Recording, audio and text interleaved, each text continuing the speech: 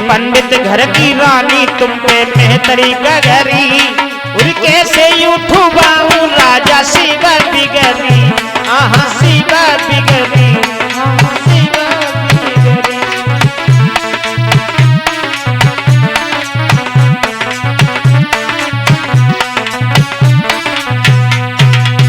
जवाब दिया महाराज आप एक सुपच का जल भर रहे हैं, मैं एक ब्राह्मण का जल भर रही हूं, मैं ऐसा हाथ कभी नहीं लगा सकती हूं।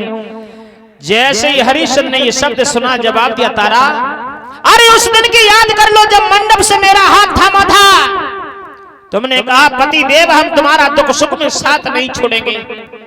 आज जरा से कष्ट पर मेरा घड़ा उठाने के लिए माना कर रही हो, तुम पंडितानी हो गई, अब मैं एक मेहतर बता रही हूं।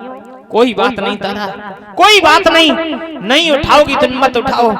तारा ने कहा महाराज क्रोधित न हो, जिस धर्म के हेतु हम यहाँ तक बिकने के लिए चली आई, जिस दिन से हम बिकने के लिए आई हैं, बिक करके अलग अलग हुई, ना तो तुम मेरे महाराज हो ना मैं तुम्हारी रानी हूं, कोई संबंध नहीं। आपको हम एक उपाय बता रही हूं, क्या?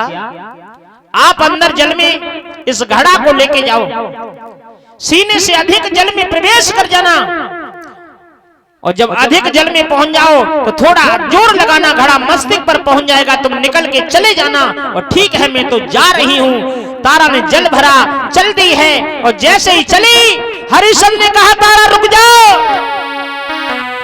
क्यों? अरे मोड़ के चली, मुखड़ा मोड़ के चली, और सात परे के रिश्ते सारे तोड़ के चली, वो सात परे के बंधन सारे तोड़ के चली।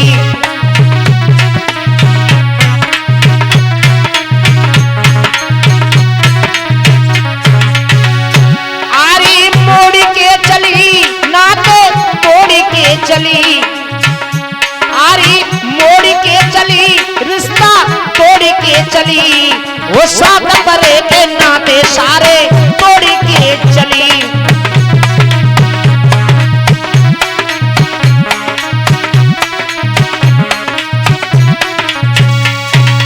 जवाब दिया तारा तुमने सारे बंधनों को तोड़ दिया है, कोई बात नहीं, तुमने मेरा घड़ा नहीं उठाया, किसी दिन मेरा भी काम आएगा।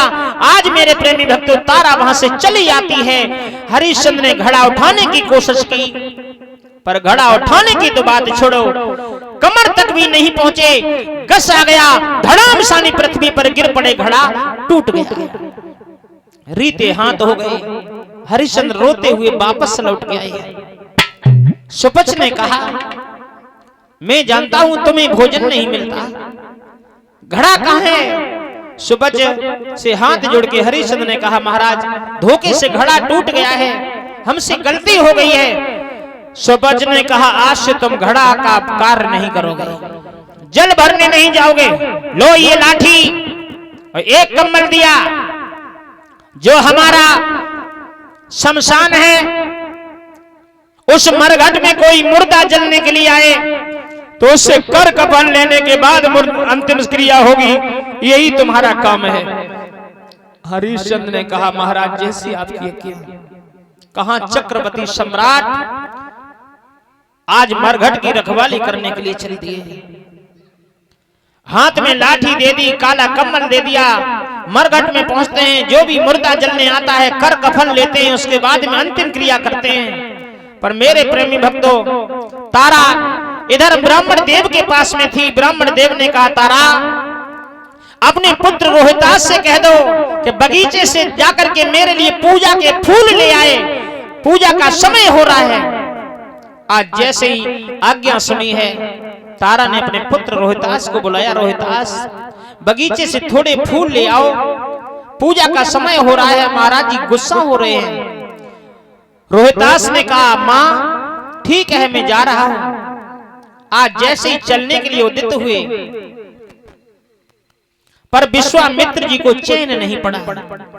विश्वामित्र जी उसी बाग में जहां सुंदर फूल खिले थे उसी में नाग बनके के फूल में छुप करके बैठ जाते हैं।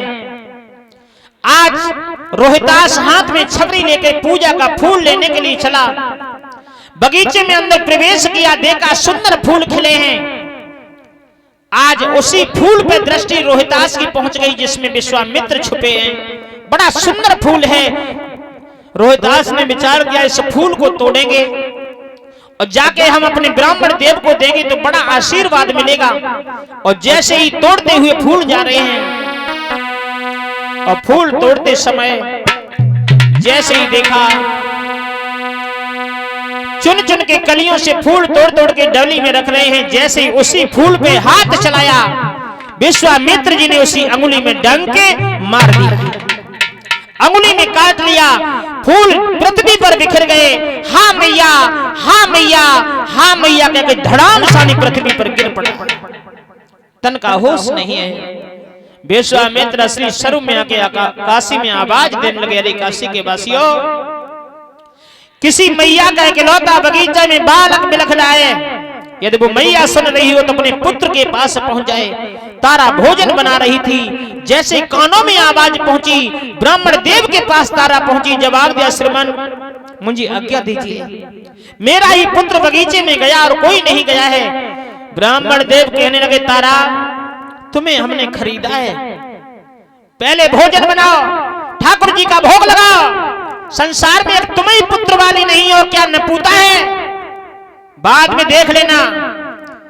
तारा ने जवाब दिया, श्रीमान जिसका इकलौता पुत्र गोदी का फूल हो, वो बगीचे में बिलख रहा हो, वो मैया कैसे भोजन बना सकती है। महाराज मुझे आज्ञा दीजिए। जवाब दिया, तारा हरगिज नहीं, पहले भोजन बनाना होगा। आज तारा भोजन बनाती जा रही है, नेत्रों से अश्रु बह रही है, भगवान से कहती है, दीन बंधु मेरे पुत्र की रक्षा करना। तब तक रोहितास के पूरे बदन में जहर फैल चुका है, जवान लड़खड़ा रही है। मेरे प्रेमी भक्तों, भोजन बना के तारा वहां से भागी। जब तक भाग करके पहुंची है बाग में, तब तक नेत्र बंद हो गए रोहितास के। नेत्र बंद हुए, जैसे पुत्र को देखा गोदी में उठा लिया, फपक फपक के रोदन करने लगी, सिर पटकने लगी है। हे रोहितास, ये क्या किया, ये क्या किया कि प्राणन प्यारे सुकुमारे मुँह से मैया कहीं बोल, प्राणन प्यारे सुकुमारे मुँह से मैया कहीं बोल।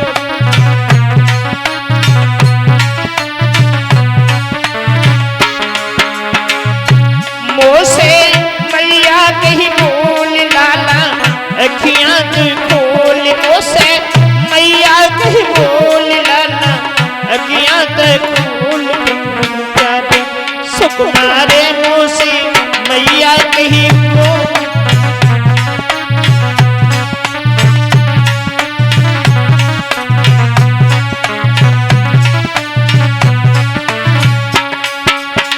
आज तारा ने गोदी में उठा लिया पुत्र रोहितास को। कभी हृदय से लगाती है, कभी सिर पटक देती है, पुत्र हम तुम्हारे बिन जिंदा नहीं रहेंगे। तेरे भरोसे छोड़ी मैंने राजधानी,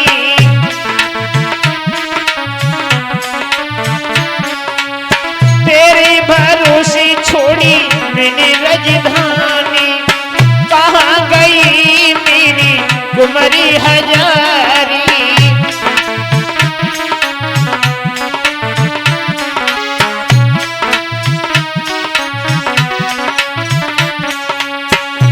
आके सूरज दिखा जा मेरी नजरों में डोल। प्यारे सुकुमारे मुँह से मैया कहीं वो।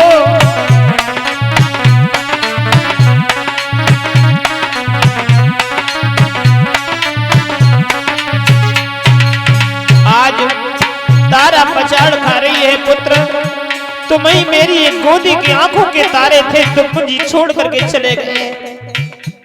संसार में माता हर दुख सहन कर सकती है कि पुत्र का सुख बर्दाश्त नहीं होता।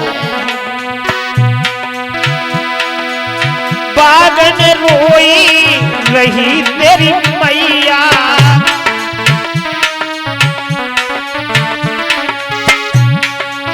बागन रोई रही तेरी मैया। ज्यों बछड़ा बिन तड़प गैया,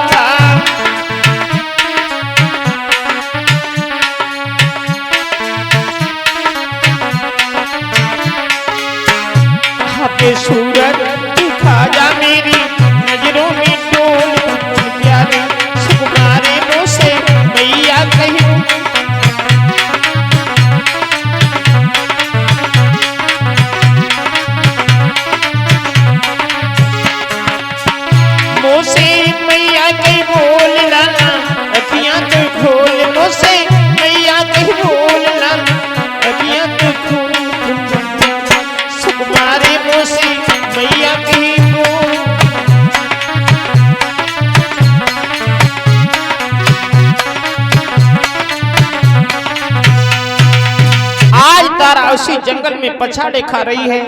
कुछ क्षण के लिए रोहितास को होश आया। रोहितास ने कहा, हे मैया,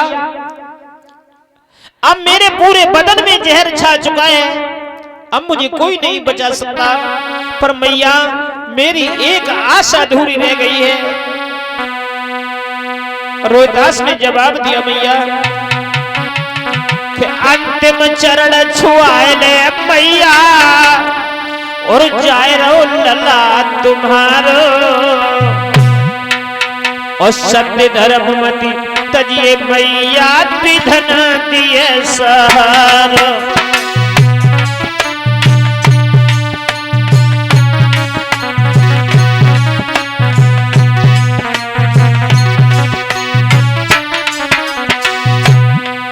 अरे अंतिम चरण छुआए ले मैया, और जाए रहो लला तुम्हारो,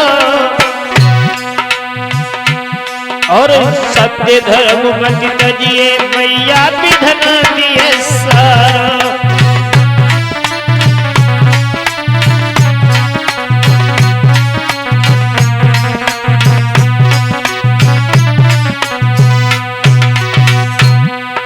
ए भैया, संसार में जो आया है,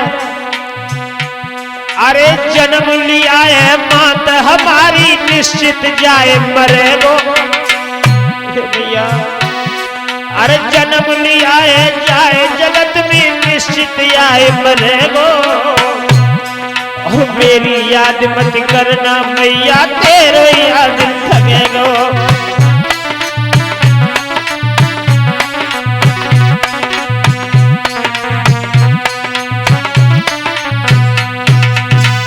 आज मेरे प्रेमी भक्तों, जैसे ही रोहितास को होश आया, जवाब दिया, मैया, केवल मेरी यही अभिलाषा अधूरी रह गई कि मैंने आपकी जी भर के सेवा नहीं कर पाई है। आपकी अधूरी सेवा छोड़ के तेरा पुत्र जा रहा है। इतनी कहकर के मैया, एक बार मुझे गोदी में उठा करके मुझे मीठा लेकर के मुझे छाती से लगा लो। और जैसे तारा ने पुचकार के हृदय से लगाया, उसी समय उसके नेत्र बंद हो गए, और जैसे ही नेत्र बंद हुए, तारा धड़ाम सानी पृथ्वी पे गिर पड़ी। होश नहीं रहा। पर विश्वामित्र समझाने लगे, तारा आया है सो जाएगा, राजा रंग फकीर सभी को जाना है। इस पुत्र की मिट्टी खराब हो रही, इसका अंतिम संस्कार करो। जैसे अंतिम संस्कार के लिए कहा, उसी समय तारा ने जवाब दिया, महात्मन, ऐसी कौन मां होगी जो जन्म देने के बाद अपने हाथों से अंतिम संस्कार करेगी। पर जवाब दिया, तारा, अंतिम संस्कार तो करना होगा। आज पुत्र को गोदी में उठा लिया, और तारा मरघट में जाकर के पहुंच गई जहां हरिश्चंद्र रखवाली कर रहे थे। तारा वहीं गोदी में रख के फूट फूट के रोदन करने लगी कि बेटा बोल तो सुनाई दे, कि बेटा बोल तो सुनाई दे, कहाँ पे लगो है तेरी डंकरे।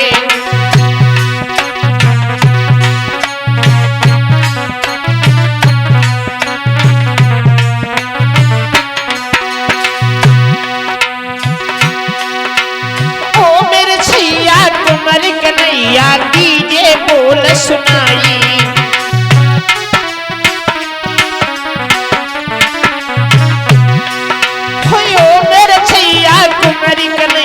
दीजिए बोल सुनाई, और काको लग गए कुंवर हजारी, मेरी अखियन की तारे, मेरी गोदी के नैया, नैया भंवर में मेरी छोड़ के।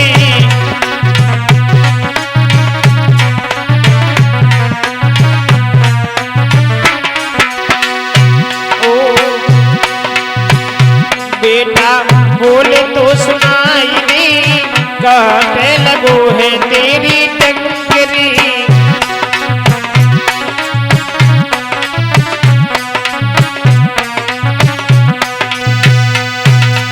आज तारा फूट फूट के के रोदन कर रही है। हरिश्चंद्र के कानों में जैसे आवाज पहुंची, दौड़ के पास आ गए। इस मरघट में, इस अंधेरी रात में ये कौन रो रहा है? देवी तुम कौन हो? जैसे ही नजर उठा के देखा तारा ने, हरिश्चंद्र लाठी लेके खड़े हैं। जवाब दिया, महाराज आप? कहने लगे, हाँ तारा मैं तो हूं, पर आप तुम क्यों इस मरघट में रोती हो? जवाब दिया तारा ने, महाराज जो तुम्हारा इकलौता पुत्र रोहितास था, उसे एक सर्प ने डस लिया, उसका अंत हो गया, उसका अंतिम क्रिया करने के लिए आई हूं। और जैसे ही पुत्र का मरना हरिश्चंद्र ने सुना है, लाठी हाथ से छूट गई, धड़ाम सानी पृथ्वी पर गिर पड़े, तन का होश नहीं रहा। पर सत्य आवाज देने लगा, हरिश्चंद्र अब धर्म की मंजिल बहुत ऊंची है। हरिश्चंद्र खड़े हो गए। जवाब दिया, तारा क्या कह रही हो? तारा ने कहा, भगवान जो हमारी गोदी का एक ही लाल था, जो आपका पुत्र था, उसे नाग ने डस लिया, वो मर गया है, उसका अंतिम क्रिया करने के लिए आई हूं। जैसे ही कहा, क्यों पुत्र हमारा? जवाब दिया, हाँ। हरिश्चंद्र ने कहा, तारा मेरे कोई पुत्र नहीं था, ये तुम अंतिम क्रिया करने के लिए आई हो, पहले कर कफन दीजिए, उसके बाद में अंतिम संस्कार होगा। तारा ने जवाब दिया, भगवान पुत्र आपका है, आप किस पे कफन मांग रहे हो? जब अपने पुत्र पे तुम कफन मांग रहे हो, जरा विचार करो। हरिश्चंद्र कहने लगे, तारा उस दिन की याद कर लो, जब मैंने घड़ा उठाने के लिए कहा था, तो तुमने घड़ा मेरा नहीं उठाया, तो यहाँ हम कैसे जलने देंगे? मेरा भी धर्म है, मुझे कर कफन चाहिए। तारा फूट फूट रोदन करने लगी, महाराज मेरे हाथ में कुछ नहीं है, कुछ नहीं है। तारा ने कहा कि स्वामी किन पे मांगो टका। हे महाराज कि स्वामी किन पे मांगो टका, देख ले लला तुम्हारो है।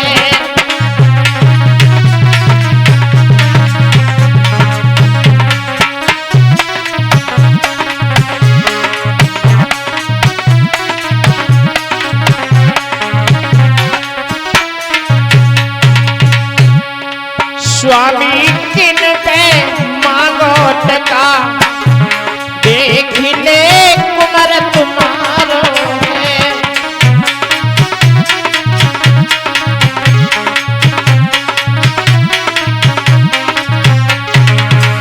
हाँ फूल तोड़ी वे गौ फूल बगिया, उमरी को बारो है।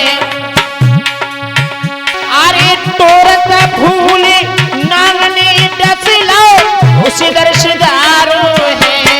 स्वामी किन पे मांगो टका, देख ले लला तुम्हारो है।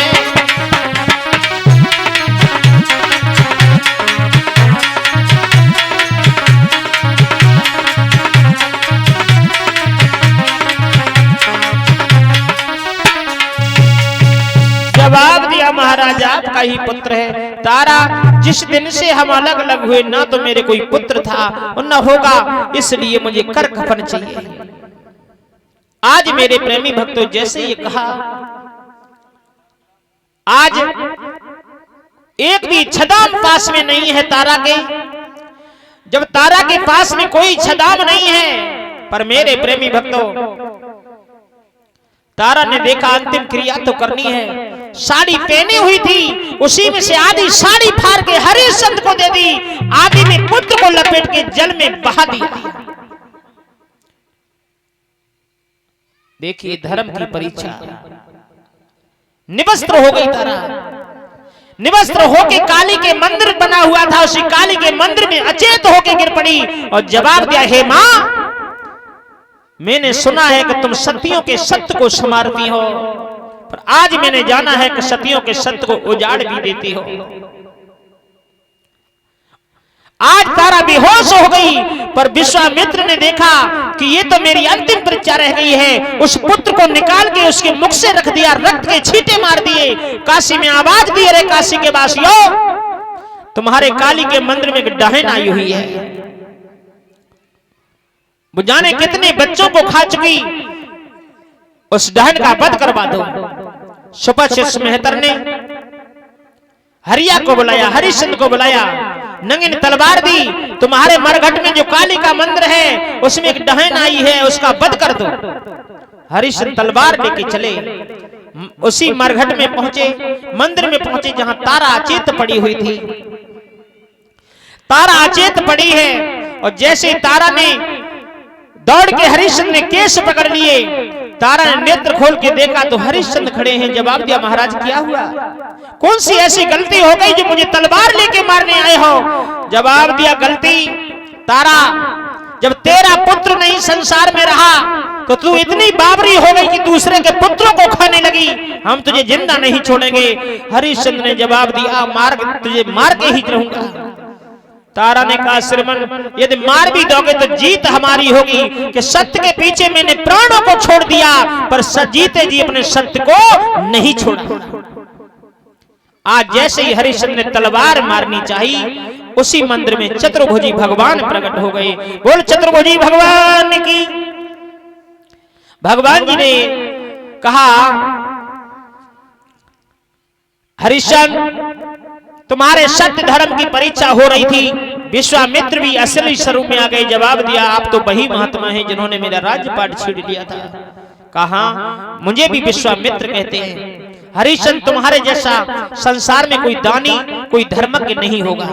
जब तक सूरज चांद रहेगा तब तक हरिश्चंद्र पृथ्वी पर तुम्हारा नाम अजर अमर बना रहेगा। जो भी मांगना चाहो दिल खोल के मांग लो। हरिश्चंद्र ने कहा, हम क्या मांगे? मांगे हमारी पत्नी तारा जिसने इतने कष्टों का सामना किया। तारा से कहा, तुम मांग लो। तारा ने कहा, श्रीमन मुझे क्या चाहिए, मुझे कुछ नहीं चाहिए, मुझे कुछ नहीं चाहिए। क्यों? जो गोदी का एक पुत्र था वो भी तो आपने छीन लिया है। जैसे कहा वो छीन लिया। भगवान ने कहा, आवाज लगाओ, तुम्हारा पुत्र कहीं नहीं गया। जैसे ही तारा ने कहा, पुत्र रोहतास, मंदिर के पीछे से आवाज आई, हे मां मैं आ रहा हूं। पुत्र दौड़ता हुआ आया। आप तारा ने गोदी में उठा के मुखार बिंद से चूमने लगी, हृदय से लगा लिया। भगवान ने कहा, अब मांग लो। तारा ने कहा, भगवान देना चाहते हो तो केवल इतना ही दे दो, जब भी मेरा इस धरातल पर जन्म हो तो यही पति और ऐसा ही पुत्र मुझे प्राप्त हो और मुझे कुछ नहीं चाहिए। हरिश्चंद्र से कहा, तुम मांग लो। हरिश्चंद्र ने कहा, साईं इतना दीजिए जामे कुटुंब समाए और मैं भी भूखा ना रहूं, कोई साधु न भूखा जाए, और मुझे कुछ नहीं चाहिए। हरिश्चंद्र से कहा, तुम जाओ, अवध का